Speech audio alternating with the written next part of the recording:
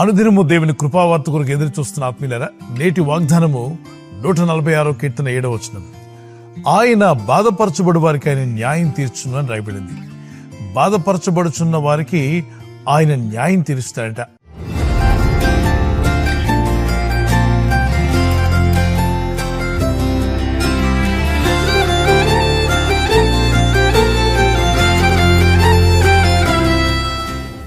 కొంతమంది ఈ లోకంలో ఇతరులను బాధించడానికి పుట్టామా అన్నట్టుగా ఇతరులకు బాధ కలిగించే విధంగా మాట్లాడడం, బాధ కలిగించే విధంగా అవమానకరమైన మాటలు వారి మీద నిందలు వేయడం, ఈ పరిస్థితులు మనం చూస్తూ ఉంటాం. బాధలు ఉన్నప్పుడు పలు విధాలైన బాధలున్నాయి. అనారోగ్యంతో బలహీనతతో బాధపడుచున్న వారు కొందరైతే, ఆర్థిక ఇబ్బందులతో పరిస్థితులు బాలేక ఇబ్బంది పడుచున్నారు మరికొందరు శత్రువుల చేత బాధించబడుచున్నారు. మరికొంతమంది అయితే వారి జీవితంలో తప్పుడు నిర్ణయాల వల్ల, ఏదో ఒక రాంగ్ డిసిషన్ తీసుకోవడం వల్ల ఎందుకు అలా తప్పుడు నిర్ణయం తీసుకున్నానని బాధపరచబడుచున్న వారు ఉన్నారు. తప్పుడు నిర్ణయాలు, తప్పుడు తీర్మానాలు కూడా బాధల్లోకి మనిషిని నెట్టివేస్తాయి. దేవుని వాక్యానికి విరుద్ధంగా, పరిశుద్ధాత్మ దేవుని నడిపింపుకు విరుద్ధంగా, రాయబడిన వాక్యానికి విరుద్ధంగా కానీ, అలాగే పేరెంట్స్కి విరుద్ధంగా పిల్లలు ఈ బాధలు పెట్టుకుంటూ ఒకరినొకరు తెలుసో తెలియకో తొందరపాటు వాళ్ళు తీసుకున్న నిర్ణయాలు మనుషుల్ని బాధల్లోకి నెట్టివేస్తాయి. భర్తకు విరోధంగా భార్య, భార్యకు విరోధంగా భర్త, పిల్లలు పేరెంట్స్కి విరోధంగా తీసుకున్న తీర్మానాలు కూడా దుఃఖపరుస్తాయి. మరి భూమి మీద పలు విధాలైన బాధలు మనకు ఎదురైనా దేవుడు చెప్పిన ఈ వాగ్దానం జ్ఞాపకం చేసుకోండి. మీరు ఎలాంటి బాధను ఎదుర్కొంటున్నా దేవుని వాక్యాన్ని పట్టుకుని ప్రార్థన చేయండి. ఏమనంటే, బాధపరచబడు వారికి ఆయన న్యాయం తీరుస్తా అన్నాడు. ఓ దేవా, బాధల్లో ఉన్న మాకు న్యాయం తీర్చుటకు నువ్వు సిద్ధంగా ఉన్నావు నాయన. ప్రభువా, నువ్వు వాగ్దానం చేశావు, బాధపరచబడు వారికి న్యాయం తీరుస్తా అన్నావు. ఇదిగో మా పరిస్థితి బాలేదు, బాధల్లో ఉన్నాం, మాకు న్యాయం తీర్చమని ప్రార్థన చేయండి. ఖచ్చితంగా న్యాయం తీరుస్తాడు. ఇక్కడ శత్రువుల చేత బాధపరచబడుచున్న వారు ఇబ్బంది పడుతూ ఉండగా వారు మొరపెట్టుకున్నప్పుడు దేవుడు వారిని విడిపించాడు. యెహోషాపాతు రాజు ప్రార్థన చేస్తాడు, మా మీదకి వస్తున్నటువంటి శత్రువులు, వాళ్ళ సైన్యం చాలా గొప్పది, మా శత్రు సైన్యానికి ఉన్నటువంటి ఆయుధాలతో పోలిస్తే మా దగ్గర ఉన్నటువంటి సైన్యం చాలా తక్కువ, ఆ ఆయుధాలు అంతకంటే తక్కువ. ఓ దేవా, మాకేమీ అర్థం కావట్లా, ఎటు తోచని పరిస్థితి, ఏం చేయాలో అర్థం కాని పరిస్థితిలో ఉన్నాం, మాకు సహాయం చేయమని యెహోషాపాతు రాజు మోకరించి సాష్టాంగపడి ప్రార్థన చేస్తాడు. అయ్యా, నాకేం తోచట్లేదు, మా శత్రువులు మా మీదకి వచ్చేస్తున్నారు, మేము చాలా బాధల్లో ఉన్నాం, మమ్మల్ని విడిపించుదేవా, మమ్మల్ని రక్షించయ్యా, ఈ పరిస్థితి నుండి మాకు విడుదల కావాలి, ఈ శత్రువులు మా మీద దాడి చేసి మా కుటుంబాలను, మా జీవితాలను నాశనం చేయకుండా మీ కాపుదలు మాకు కావాలని ప్రార్థన చేస్తాడు. అతని ప్రార్థన విన్న దేవుడు, నేను నీకు తోడుగా వస్తున్నాను, భయపడవద్దు, నీ శత్రువుల సైన్యం నీకన్నా గొప్పదైనా, వారికి ఉన్న ఆయుధాలు ఎంత పొదునైనవైనా నీ దేవుడైన యెహోవా నీతో కూడా ఉన్నాడు గనుక నువ్వు భయపడవద్దు, యుద్ధం యెహోవాదే. దేవుని సన్నిధిలో ధైర్యం తెచ్చుకుని బయలుదేరినప్పుడు గొప్ప జయాన్ని చూడగలిగాడు. ఈ వాక్యం వింటున్న ఆత్మీయులారా, ఏ పరిస్థితులు మిమ్మల్ని బాధ పెడుతున్నాయి? అయితే ఈ వాగ్దానం పట్టుకుని ప్రార్థన చేయండి. ప్రభువా, బాధపరచబడి వారికి న్యాయం తీరుస్తా అన్నావుగా, ఇదిగో మా జీవితాల్లో ఉన్న ఈ బాధలు, ఈ పరిస్థితులన్నింటి నుండి విడిపించమని ప్రార్థన చేయండి. ఈ వాగ్దానాన్ని ధ్యానిస్తూనే ఒక చిన్న కీర్తన పాడుకుందాం. ఆప్తులైన వారే హాని చేయ చూచిన మిత్రులే నిలువకుండినా,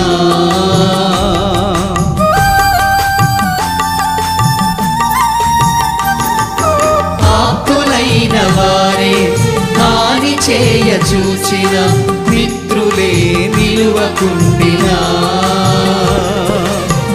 న్యాయము తీర్చే నీవు నాకుంటే, న్యాయము తీర్చే నీవు నాకుంటే, చాలు యేసయ్యా, చాలు యేసయ్యా, నమ్మకమైన దేవుడవయ్యా, నీవే చాలు యేసయ్యా, నమ్మకమైన దేవుడవయ్యా, నీవే చాలు యేసయ్యా. తప్పిపోయిన కుమారుడు ఎప్పుడైతే తను రియలైజ్ అయ్యి, నేను చేసిన తప్పు, నేను తీసుకున్న తీర్మానం తప్పు అయిపోయిందని పశ్చాత్తాపతుడై తండ్రి వద్దకు వెళ్ళాలని ఆశపడ్డాడో, తండ్రి ప్రేమ పొందుకోగలిగాడు, తండ్రి ఇంటికి చేరగలిగాడు. మళ్ళా తిరిగి అతను అంగీకరించబడ్డాడు. తండ్రి ఎంతో ప్రేమతో తప్పిపోయిన కుమారుడిని, వాడు చేసిన తప్పిదాలను కూడా క్షమించి, అతను పెట్టిన బాధలన్నీ తండ్రి లెక్క చేయకుండా వాటన్నిటిని మర్చిపోయి, నా కుమారుడు సచ్చి బ్రతికాడని కుమారుడు తిరిగి వస్తున్నప్పుడు సంతోషంగా తండ్రి వెళ్ళి ఆ కుమారుని చేర్చుకుని ఆనందించాడు. అదే రీతిగా పరలోకమందున్న దేవుడు కూడా ఈరోజు నువ్వు ఏ స్థితిలో ఉన్నా, ఎలాంటి బాధల్లో ఉన్నా, నీ దోషములను క్షమించి మీ అపరాధములను మన్నించి తిరిగి మిమ్మల్ని చేర్చుకోవడానికి ప్రభు సిద్ధంగా ఉన్నాడు. ప్రార్థించండి, ప్రభు వైపు తిరగండి. పాపములుంటే పశ్చాత్తాపడి ఒప్పుకోండి. కఠిన హృదయం ఉంటే దేవుని సన్నిధిలో కనికరించమని అడగండి.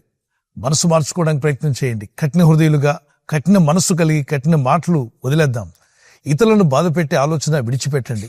ఎవరైనా మిమ్మల్ని బాధ పెడుతున్నారా? అయితే ఈ వాగ్దానం ఎత్తి ప్రార్థించండి. ఏ స్థితిలో నువ్వు బాధపరచబడుతున్నా నీకు న్యాయం తీరుస్తాను వాగ్దానం చేసిన దేవుడు మీకు మీ కుటుంబానికి ఈ ఉదయకాలం గొప్ప సమాధానాన్ని, నెమ్మదిని అనుగ్రహించునుగాక. ఈ వాగ్దానం ఎత్తి ప్రార్థిస్తుండగానే పరిశుద్ధాత్ముడు మీ జీవితంలో ఉన్న ప్రతి బాధను, అనారోగ్య సంబంధమైందైనా, శత్రువుల వల్ల, మరి ఆర్థిక పరిస్థితుల వల్ల ఏ పరిస్థితులను బాధపరచబడుతున్నా మీకు న్యాయం జరిగించి మిమ్మల్ని విడిపించి ఆయన మిమ్మల్ని స్థిరపరిచే రోజు త్వరలోనే వచ్చునుగాక. మీరు ఏ స్థితిలో బాధపరచబడుతున్నా ప్రభు అని దేవుడు మిమ్మల్ని విడిపించి రక్షించి ఆయన సాక్షులుగా నిలబెట్టుకునే రోజు త్వరలోనే రాబోతుంది. ఈ వాగ్దానం ఎత్తి ప్రార్థిస్తుండగా పరిశుద్ధాత్ముడే మీ హృదయాల్లో ఉన్న బాధంతా తొలగించి నెమ్మది, సమాధానమును మీకు మీ కుటుంబాలకు అనుగ్రహించునుగాక. ఆమేన్. ప్రార్థన చేసుకుందాం. పరిశుద్ధమైన మా పరలోకమందున్న మా తండ్రి, నీ నామములో ప్రార్థన చేస్తున్నాను. నీ ప్రజలందరూ కూడా ఎలాంటి బాధల్లో ఉన్నా నువ్వు ఇచ్చిన వాగ్దానం ఎత్తి ప్రార్థిస్తుండగా బాధపరచబడుచున్న వారికి న్యాయం తీరుస్తాను వాగ్దానం చేశావు. నీ ప్రజల్లో ఎలాంటి బాధల్లో ఉన్నారో, ఆర్థిక ఇబ్బందుల వల్ల కానీ, అనారోగ్య బలహీనతల వల్ల, శత్రువుల వల్ల, శోధన వల్ల ఎలాంటి పరిస్థితుల్లో బాధపరచబడుతున్నా న్యాయం తీర్చే దేవుడు నువ్వు ఉన్నావు తండ్రి. నువ్వు న్యాయం తీర్చేవాడు, విడిపించేవాడు, కాపాడేవాడు. నీ పరిశుద్ధ నామములో ప్రార్థిస్తుండగా నీ ప్రజలు ఈ బాధలను జయించుటకు, ప్రభు వీరు పడుతున్న ఈ బాధల నుండి విడుదల పొందుటకు ఇప్పుడే నీ అద్భుతమైన సహాయం దయచేయండి. ఈ రోజు ప్రార్థించి ప్రయత్నించబోతున్న శంకుస్థాపన అయిన, గృహప్రవేశమైన, ఒక బిజినెస్ ప్రారంభిస్తున్నా, ఉద్యోగ ప్రారంభానికి వెళ్తున్నా, ఒక మంచి కార్యక్రమాన్ని ప్రారంభిస్తుండగా, నేను వారి బిడ్డల వివాహం కొరకు ప్రయత్నాలు చేస్తుండగా వారు చేస్తున్న ప్రయత్నాలు ఫలించలాగున మీ దూతలకు ఆజ్ఞాపించండి. ఎవరైనా హాస్పిటల్లో ఉన్నా, ఐసీయూలో ఉన్నా, ప్రభు ఎవరైతే సీరియస్ కండిషన్ లో ఉండి బాధపడుతున్నారో వారికి యేసు నామములో స్వస్థతను అనుగ్రహించండి. కృంగిపోయిన వారిని లేవనెత్తండి. మీ గాయపడిన హస్తమును చాపి వారికి ఉన్న సకల రోగాల నుండి విడుదల ఇచ్చేయి. వారిని లేపి నడిపించడాన్ని సాక్షులుగా నిలబెట్టుకోండి. ఈ ఉదయకాలం ప్రతి రోగి యేసు నామములో స్వస్థత నొందునుగాక. తండ్రి, ఈ దినం ఎవరైతే ప్రయాణమై వెళ్ళబోతున్నారో, అది రైలు మార్గమైనా, ఆకాశ మార్గమైనా, బస్సుల్లో, వాహనాల్లో ఎక్కడ ప్రయాణం చేస్తున్నా, రోడ్డు మార్గంలో ఏ వాహనంలో వారు ప్రయాణం చేస్తున్నా, నీ ప్రజలకు కాపాడే దూతలను పంపండి. మీ దూతలను పంపి వీరికున్న బాధలను విడిపించి వీరిని ఆదరించి ఓదార్చి కాపాడి నడిపించమని యేసుక్రీస్తు పరిశుద్ధ నామములో అడుగుచున్నాను నా పరలోకపు తండ్రి. Amen, amen. God bless you. ప్రభు కృప మీకు మీ కుటుంబాలకు సదా తోడై నడిపించును గాక.